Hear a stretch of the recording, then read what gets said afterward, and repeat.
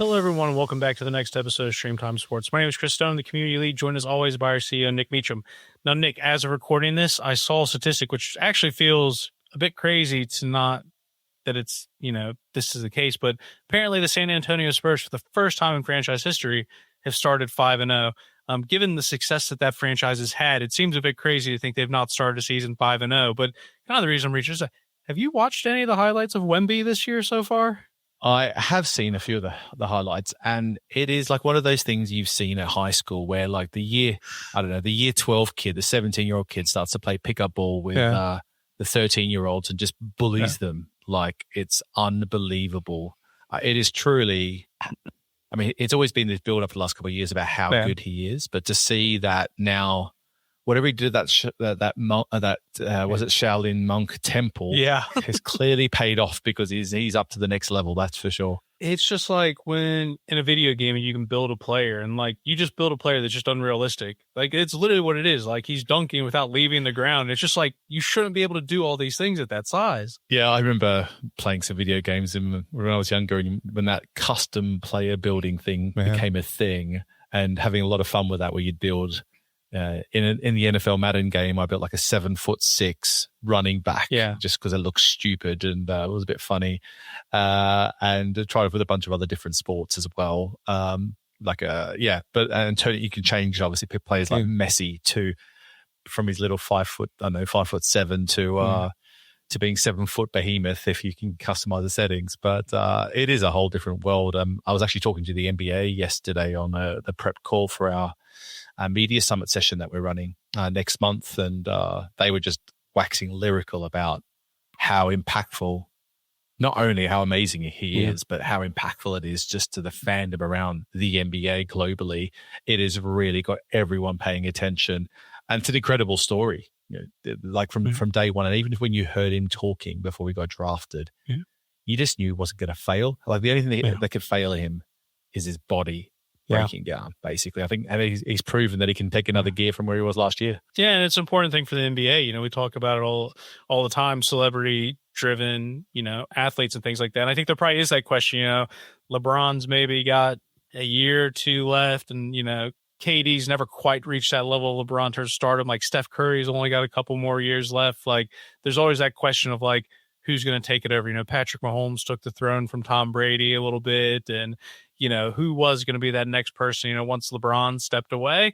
It seems very well prepared, and like having to be international, I'm sure helps. Like, and as you say, like, he's incredibly well spoken. Like, it seems a pretty fortunate thing for the NBA to be saying goodbye to LeBron and, Steph Curry and KD and some of those guys, and sort of welcoming in a new era of Wemby. Yeah, I'm amazed at how personal and how much of, I guess just when I first heard him speak a couple of years ago, obviously he's come from France. Typically, French and their English is a little bit not quite as advanced as perhaps others in terms of being able to speak it eloquently and become a face and a brand. But within a few months, I could see that he put so much effort in, and you heard that thick American twang coming through his interviews, and he's really grown as this personality alongside that. So, and he's got a real, what do you call it, like a clean image, which I think the league would love. They don't want, it's nice to have a couple of like bad boys in your Iversons and those types of players that have come through, but he just gives them something that they can hang their hats on. Again, fingers crossed that his body holds up for the next decade or so, because that is, I really think, the only thing that's going to stop someone like him. Yeah, there's just, you're not going to see anybody defend him. But moving on, I would say just quickly, for anyone who isn't a fan of the NBA, but isn't a fan of basketball, just go and check it out, because it is a different thing. It's one of those things that, I don't know, you can think of other sports where like Tiger Woods brought fans to golf because he was doing something that no one else could do. I almost think if he can continue this, that sort of level of he's playing a different game. He is changing the way the sport is played. I mean, if you don't like basketball, go check it out, because it is something else. Absolutely. He's genuinely that freaky.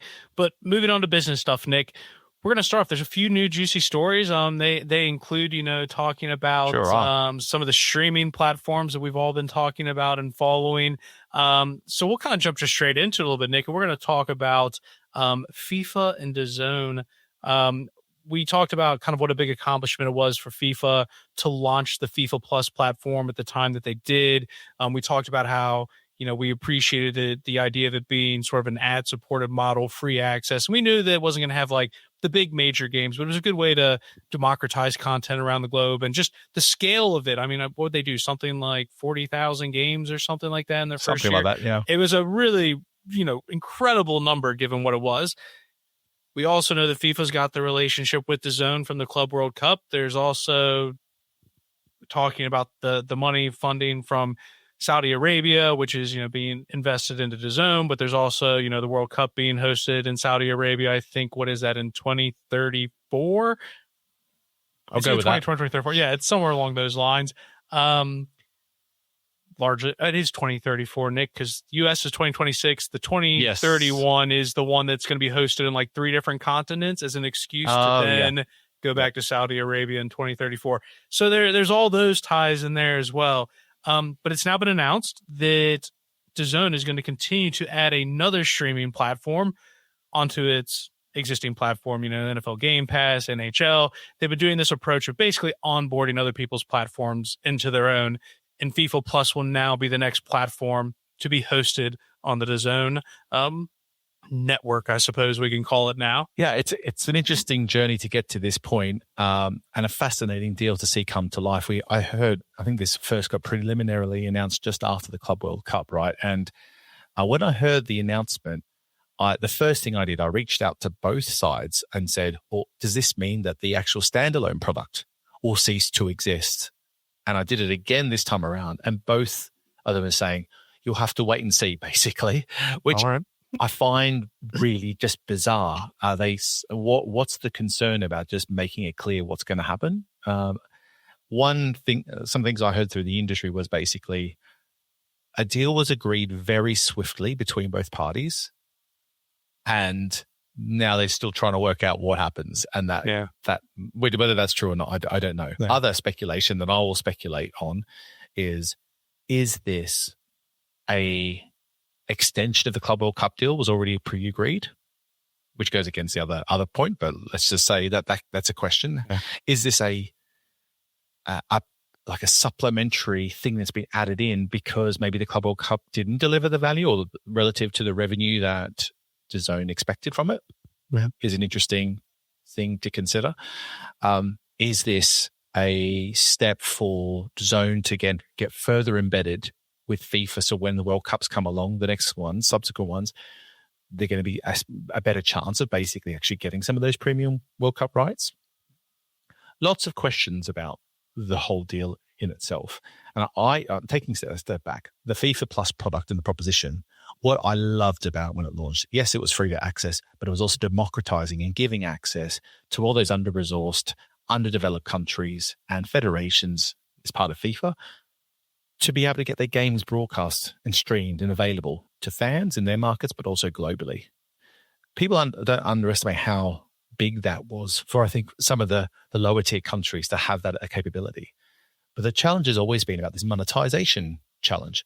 If they had launched this without this massive price tag hanging over its head, whether it's this $1 billion number that Infantino suggested that they were going to get investment for a few years back, and it was just going to be an extension and an initiative.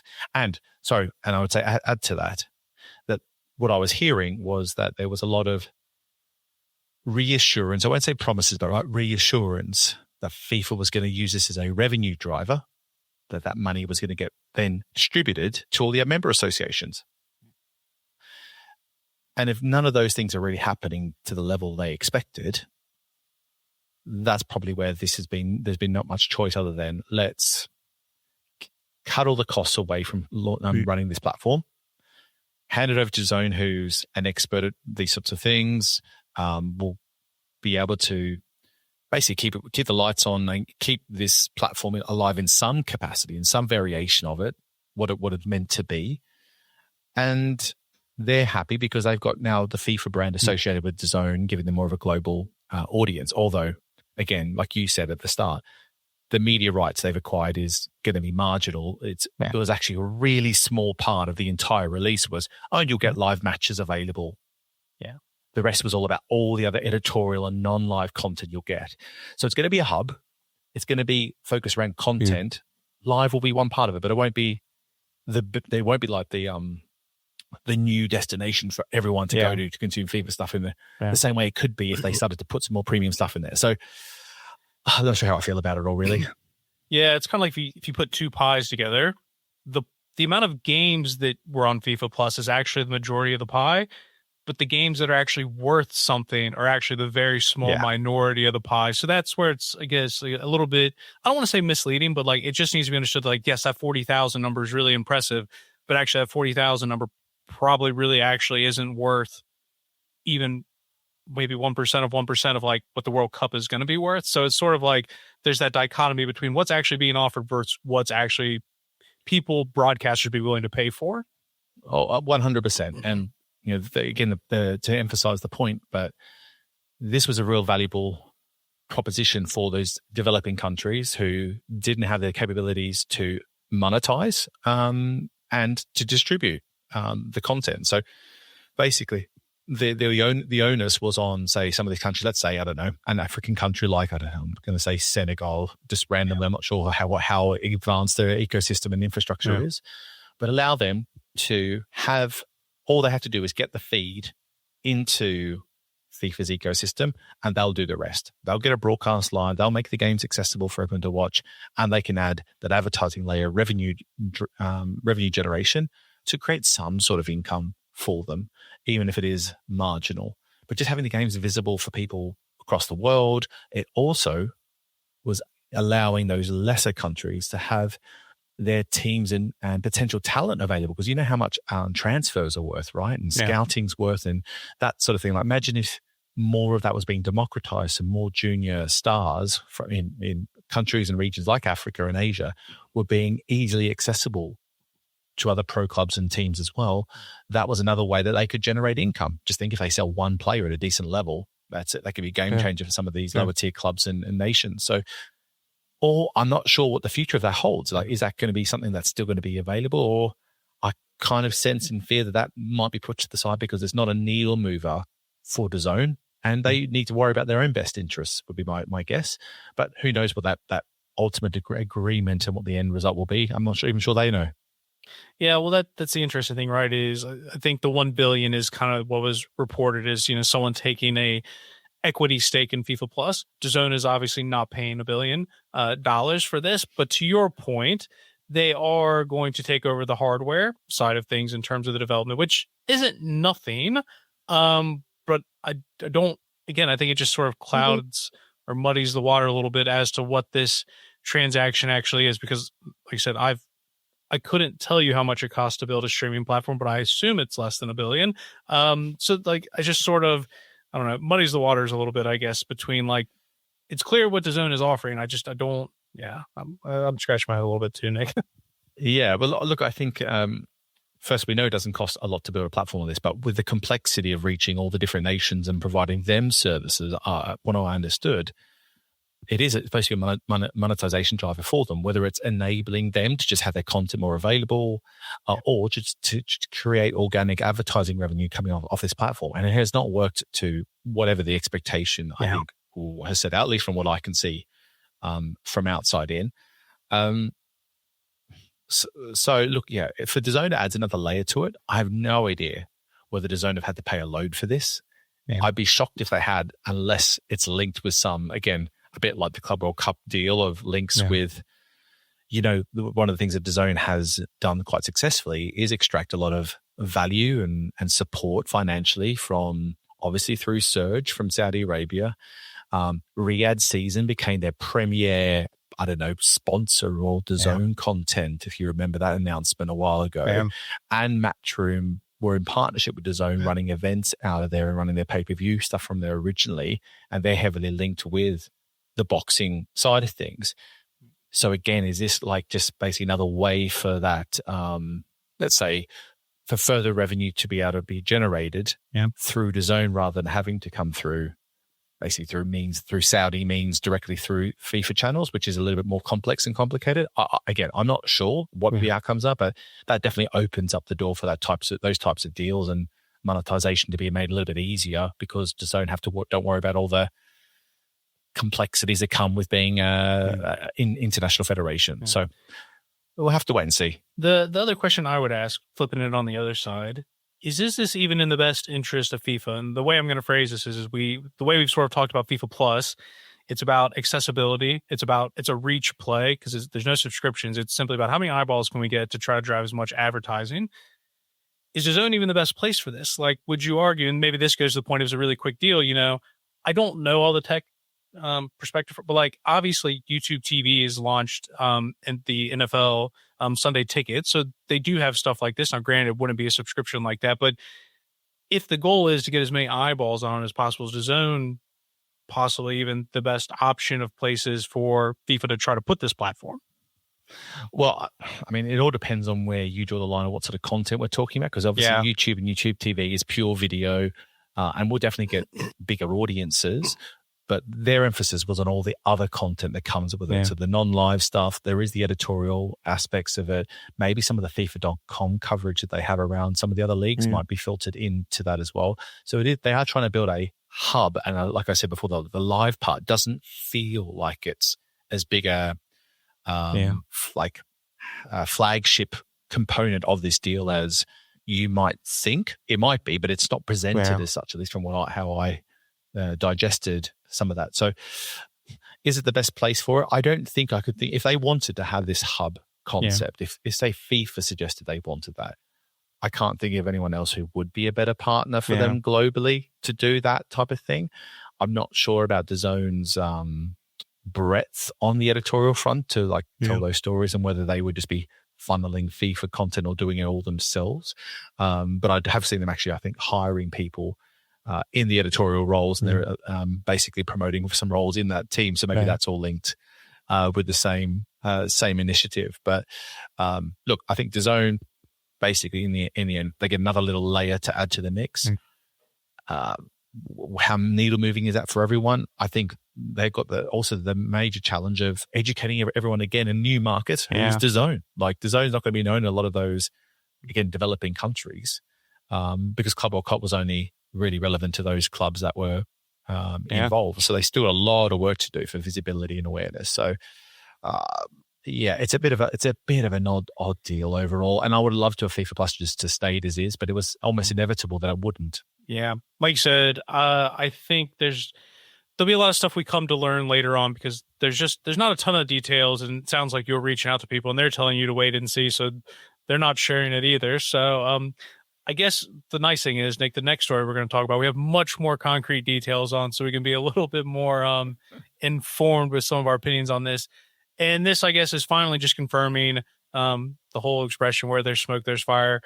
We've talked about Apple was going to be a leading contender to land F1 rights in the U.S., and that has now been confirmed. 5-year deal, $750 million. That basically just nearly doubles. It used to be $85 million a year when they were with ESPN in their previous deal in the U.S. So just shy of completely doubling that.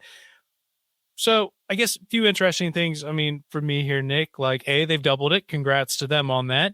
I guess my initial take on this is, it was alleged that Amazon offered more money than ESPN when that deal went through, and sort of the argument or justification that, we sort of guessed was whatever money Amazon was going to be willing to pay over, ESPN would have provided enough value as an editorial business, as a marketing business, to drive awareness that would make up for whatever money it lost. Because your point, Amazon, similar to DAZN, would have had to do some education or bringing people on board. Like ESPN's going to give you all that extra stuff.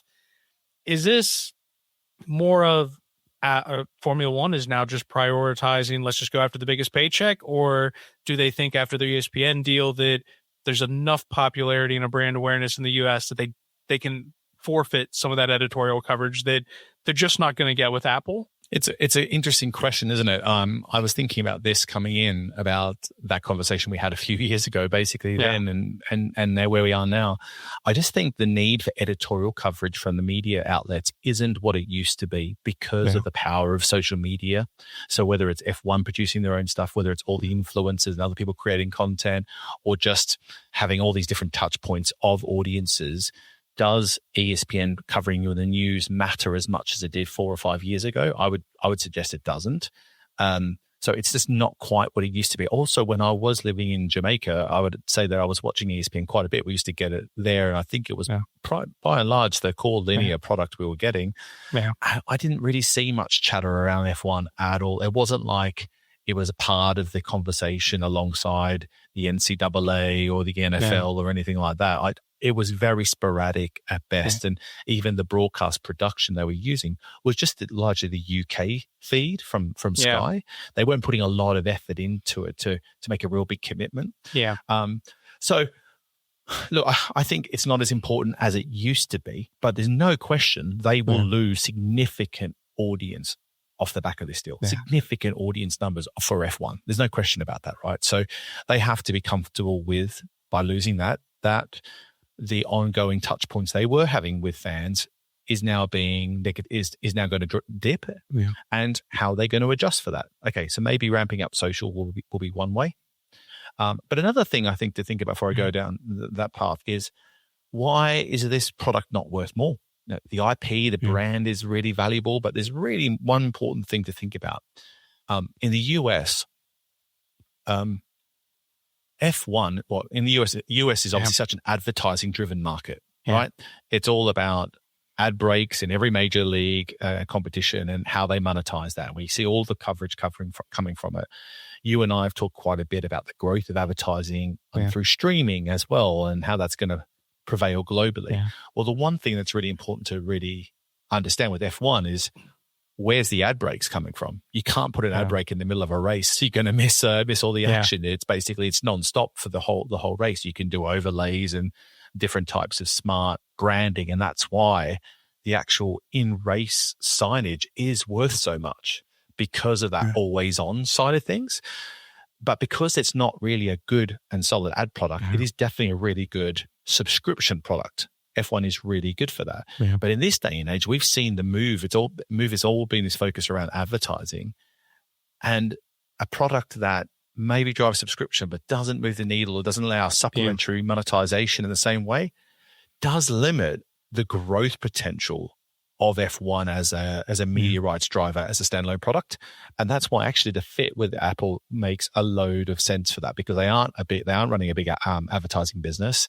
And this adds another layer to an offering that clearly needed another premium brand associated with it. Yeah. And I think, one of the other interesting things, and it'll come a little bit in our conversation before, is there is this whole issue of I think Ben Wells at PTI describes it as the squeezed middle, where when you think about how much money is being invested in the NFL, now in the NBA, there doesn't leave a ton of money for other places. Is someone that's already investing billions in the NFL all of a sudden going to put up more cash for Formula One, which, let's be honest, is maybe the second or third biggest racing competition in the States. I know over in Europe it's the biggest, but NASCAR is still really big, IndyCar is still really big, so it's not even the number one motor competition in the U.S., and that's before you start filtering in the NFL, the NBA, Major League Baseball, NHL, all the college sports, and the Premier League is growing over in the U.S. So, I think there's the other side of it as well, is there's probably just not a lot of money left to go around once everybody split up all their budgets.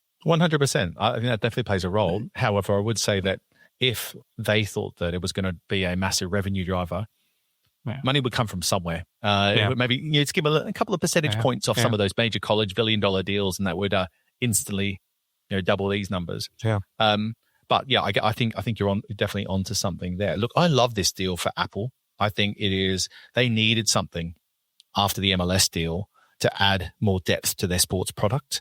And let's face it, F1 has been huge on technology and all the brand sponsorships we've seen. We've seen Android and Google and other major tech companies, Oracle and all Salesforce and all. I can keep going. Yeah.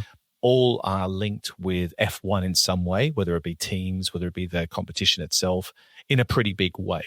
So there's obviously a clear dynamic there with that tech story that really suits a premium brand like Apple. And I would say F1 is a pretty premium IP business. So there are some synergies there that they will be able to leverage for the Apple brand itself.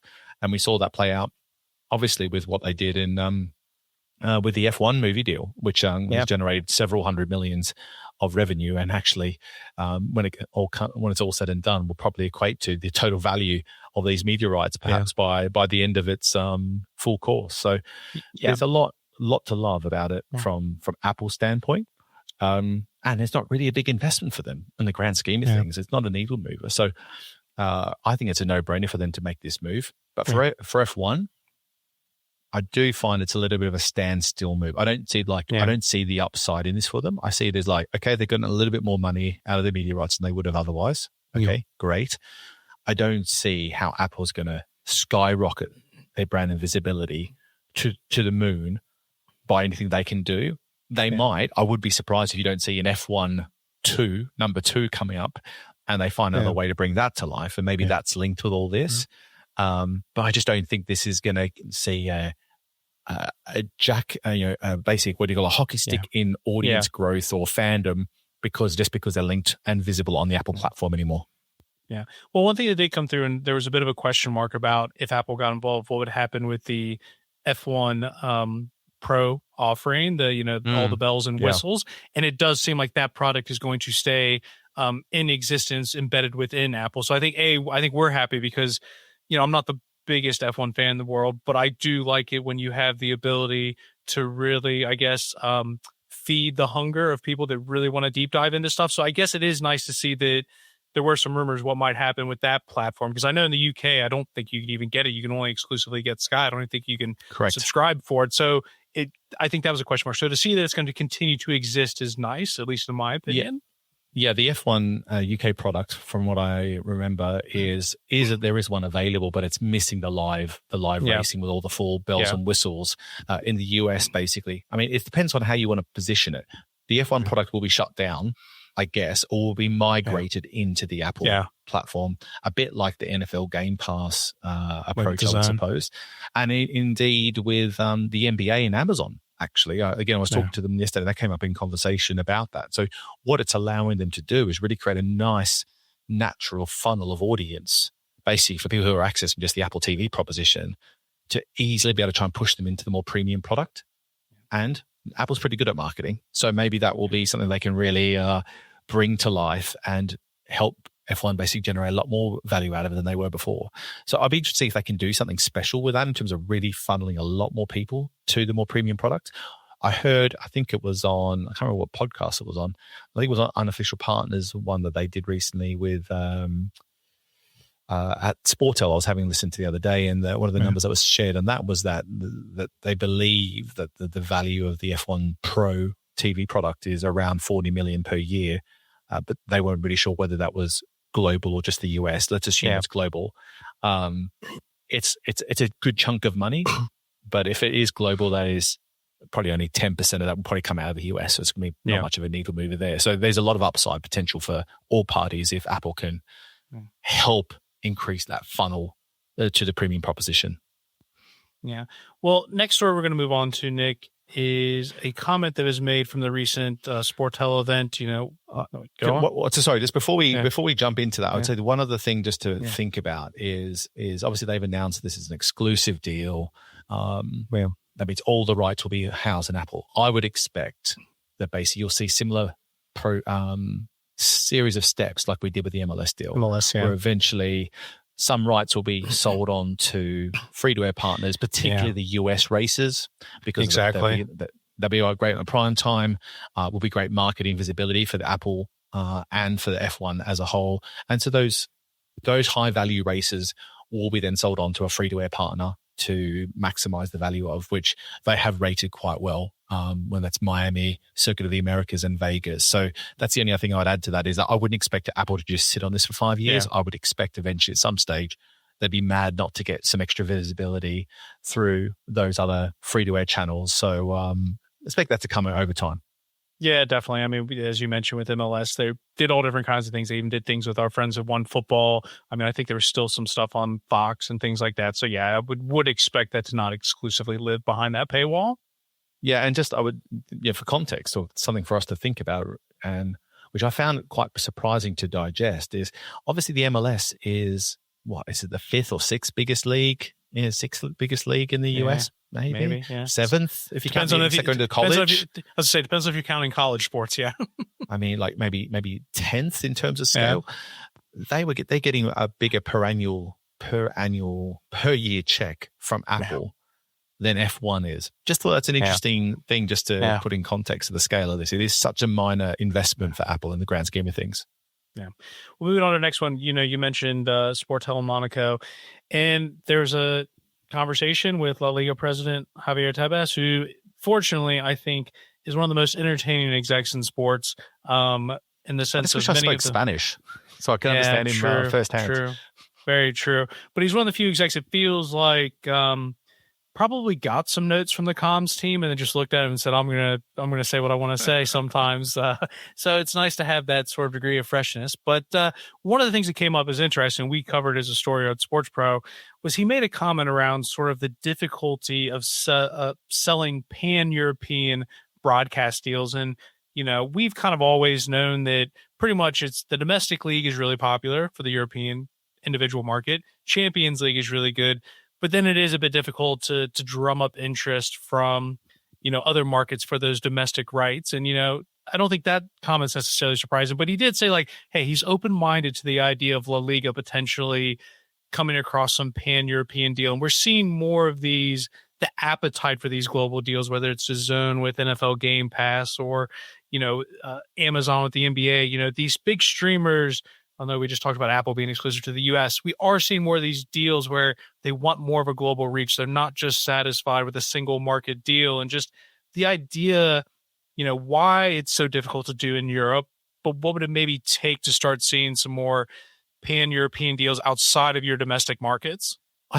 So I think there's a few things, right? Like one is someone like La Liga, I kind of feel like they've missed the peak, or they've gone past their peak, let's say. Yeah. And the main reason for that is they've just lost so many stars that I would watch La Liga because I wanted to see Ronaldo versus Messi, Barcelona versus Real Madrid. Yeah. When I used to know every single player on the field for both teams, now I couldn't tell you half. Now I'm obviously a sample size of one and not their core audience necessarily.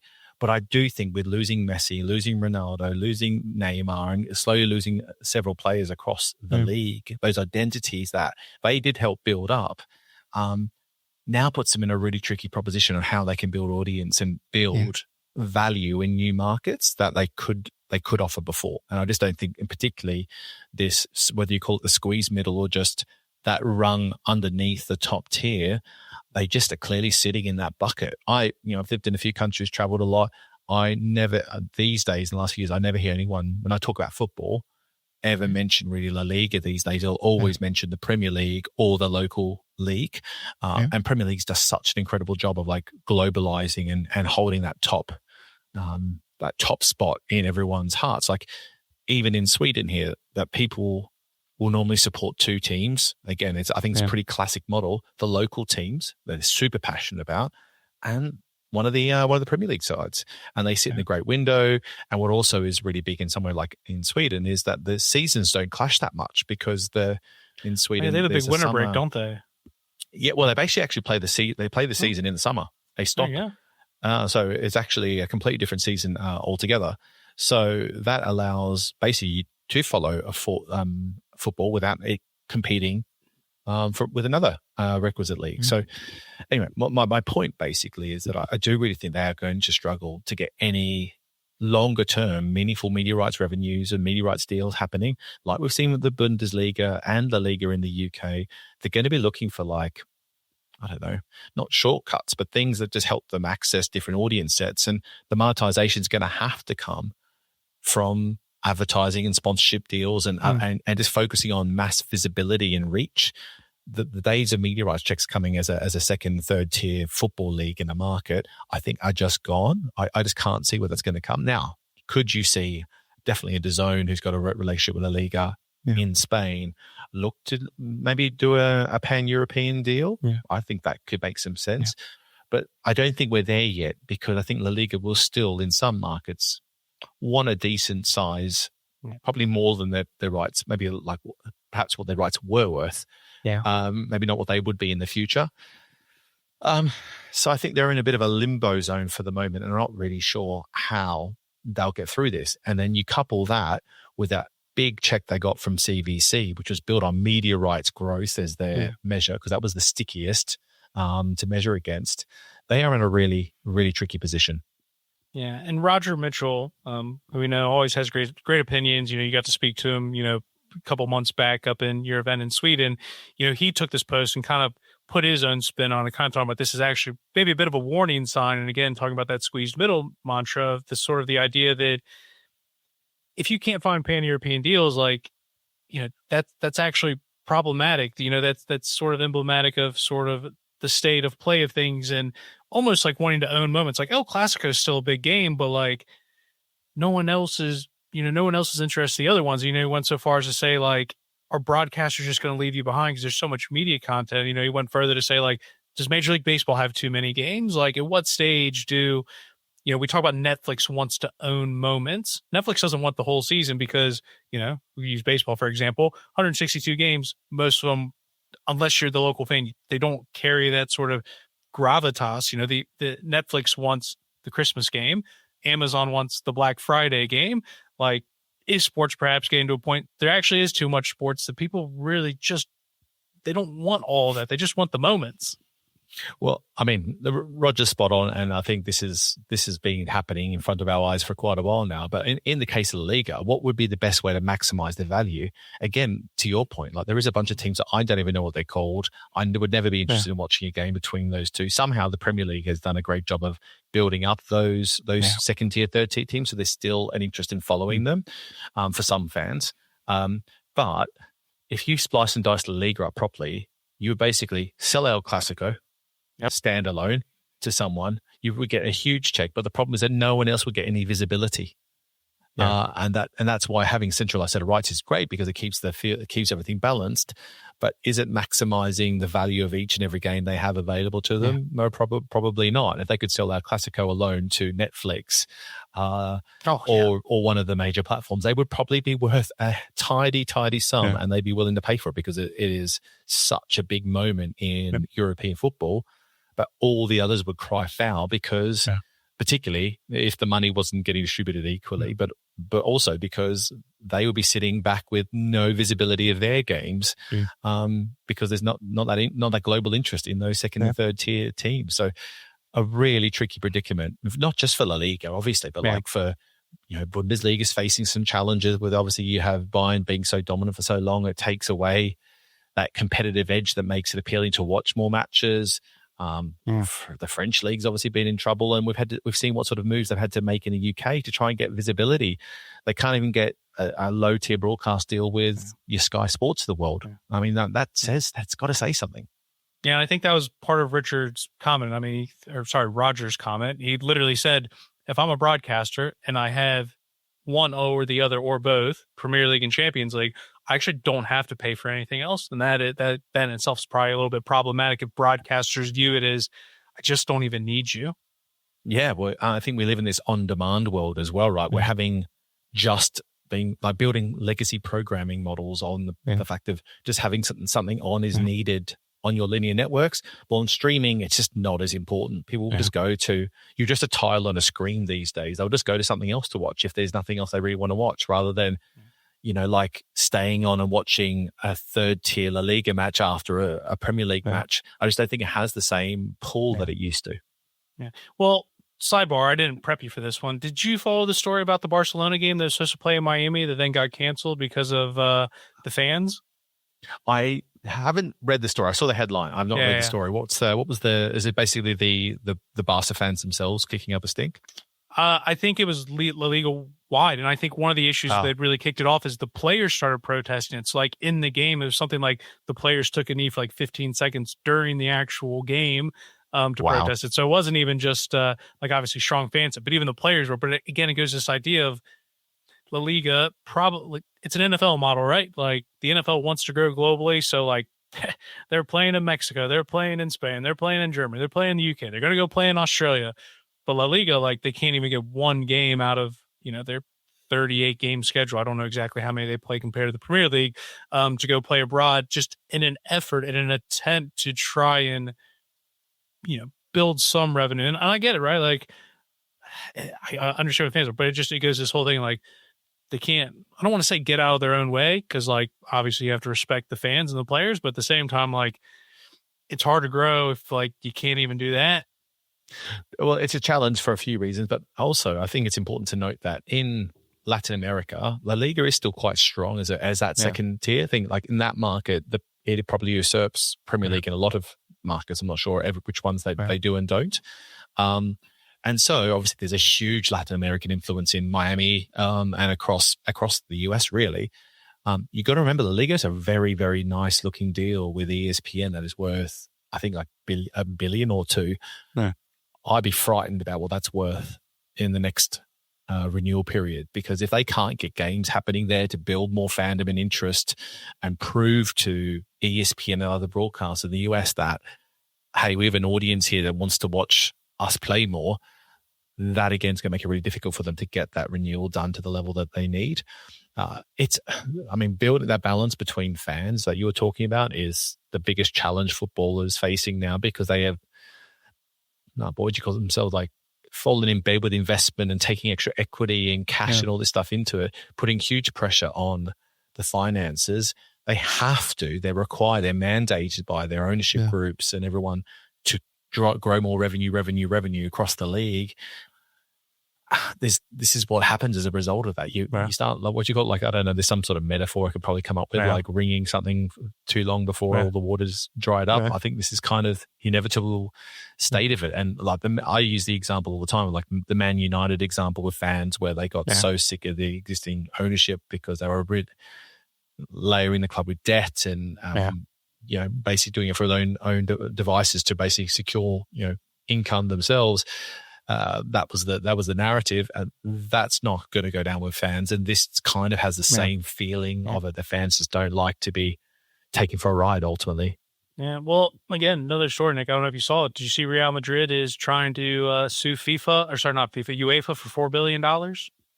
Just $4 billion. I did see the headline. I hadn't read that article, but it shows how messy the state of football is. And just a final point going full circle back to this La Liga challenge, that is why this whole European Super League thing came up. Like if they want to knock Premier League off the perch, because let's face it, Premier League is number one by a long, long, long way now in terms of interest, even across Europe.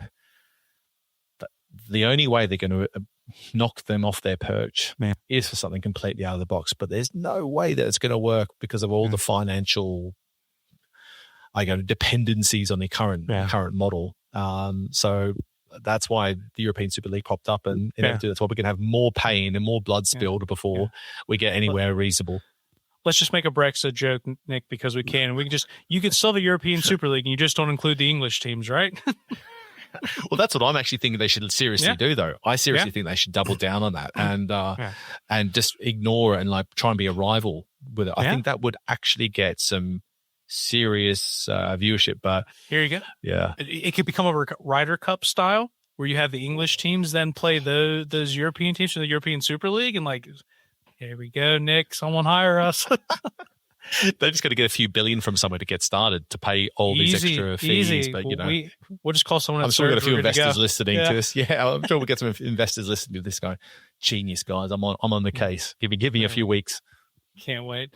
Well, everyone, I do appreciate you tuning in for another episode of Stream Time Sports. It's been a pleasure, Nick. For those that don't know, this won't be the last time you hear my voice this year, the magic of Hollywood, but I'm going on paternity for the next 2 months. So this is the last episode, Nick, you and I are going to do for a while, but we still have plenty of content. You and I have already built up a bank of stuff. We'll have content from the media summit in Madrid as well. But yeah, this is my last time signing off for a little bit, Nick. It is indeed. Now, I do think we might have... do we have maybe an odd episode that pops up with, your voice will pop up on a few episodes randomly over the next couple of months. Yeah. But, and I will be doing a few not solo, actually. We'll be listening to monologues of Nick Meacham for an hour. That would be frightening. And I'd be worried for you all if I decided to do that, do that sort of initiative. But yeah, look, it's, look, I've always enjoyed doing this with you, Chris. I'm looking forward to picking up the mic again with you soon once you get through the next couple of months. But all the best for that period of time, and look forward to hearing how it's all gone. And hopefully you've got some sleep through it all. And we'll talk afterwards. Absolutely. I'll try my best. But yeah, one of those episodes, Nick, is our 200th episode. So that's right. You'll get to hear lots of feedback. We won't go into it in this one. Enjoy that one. But yes, there'll be lots of looking back on some of the stuff that we have done, Nick. And then, 2026, we've already got plans for new and big things, right? We do. We are going to change things up and add some extra layers and dimensions to the show. So stay tuned for that. Mm-hmm. I have to just say that the 200th episode we have recorded, we have lost track of how many episodes we've done because we can't find a single source of truth. So we're not sure if we actually recorded the 200th ages ago, but ignore that and just think when you do hear the 200th episode drop, that is definitely possibly maybe the 200th episode that we've recorded. But a little look and reflection on where we are as an industry and what we've seen over the last couple of years. So it's a fun listen. Yeah. Awesome. Thank you, everybody. Thanks, everyone.